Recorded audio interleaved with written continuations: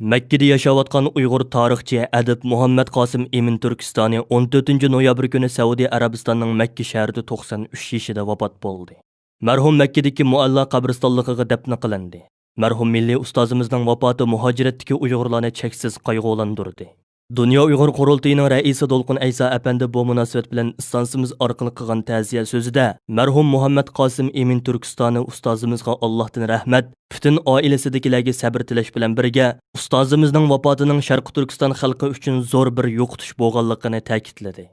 Qurultayning muavin raisi Farhod Yo'ronqosh apandimi bu munosabat bilan qilgan so'zida marhum ustozimizning Uyg'ur yoshlari harakatini qo'llashda zo'r kuch sarf qilganligini, o'zining marhum ustozimizni shaxsan yaqindan taniydiganligini, 1993-yili bir turkum Uyg'ur yosh ziyolilari Istanbulda Sharq Turkiston yoshlar gazetini nashr qilganda, ustozimiz marhum Muhammad Qosim Emin Turkistoni apandimning atoyidan Istanbulga kelib, gazetxona va gazetda xolis ishlaydigan yoshlarimizga o'zi chiqim qilib uy kirolab berganligini, hatto gazetxonaning butun mobillarini o'zi bevosita bozorga berib setib olib yerlashtirib berganligini, gazetxonaning bir qancha oylik kirosini va gazetning bosma haqqini to'lab berganligini, ya'ni shu chog'larda Istanbulda turmush jihatda intayin qiyin ahvolda qolgan Uyg'ur yosh ziyolilarga iqtisodiy jihatdan yordam berganligini xotirlab o'tdi va ustozimiz marhum Muhammad Qosim Emin Turkistoni apandimning faqat bir tarixchi, bir adib bo'lib qolmasdan butun umrini milliy mustaqillik ko'rishimizga atagan sodiq inqilobchimiz ekanligini ta'kidladi. Tarixchi, adib, shoir va tarjimon Muhammad Qosim Emin Turkistoni 1930-yili Qashqarda tug'ilgan bo'lib, boshlang'ich maktabni Qashqarda o'qigan va bir qism ustozlarda ilm tahsil qilgan. U 1949-yili ota-onasi Saudiya Arabistoniga hijrat qilgan va Makka shahrida o'ltiraqlashgan.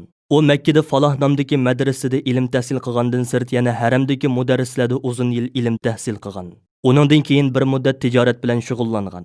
Keyin Jidda radiosi Turkiston bo'limining qurg'uvchilaridan biri bo'lib, bir mezgil mazkur radioning Turkiston bo'limi boshlig'i bo'lib vazifa o'tagan ekan. Marhum uningdan boshqa yana Al-Bilad va Ukaz gazetlarida yozuvchi bo'lib, har xil temalarda maqola yozgan.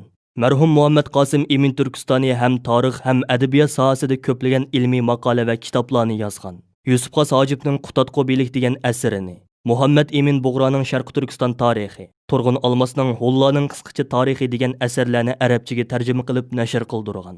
U 1500 ga yaqin Turkistonga aloqador olimlarning tarjima holini to'plab, Turkistonning muhim shaxslarini tonishtirish, Buyuk Turkistonning o'tmishi va buguni, Sharq Turkistondagi toiflarga bo'lingan bayliklar degan nomlardagi kitoblarni arab tilida yozgan.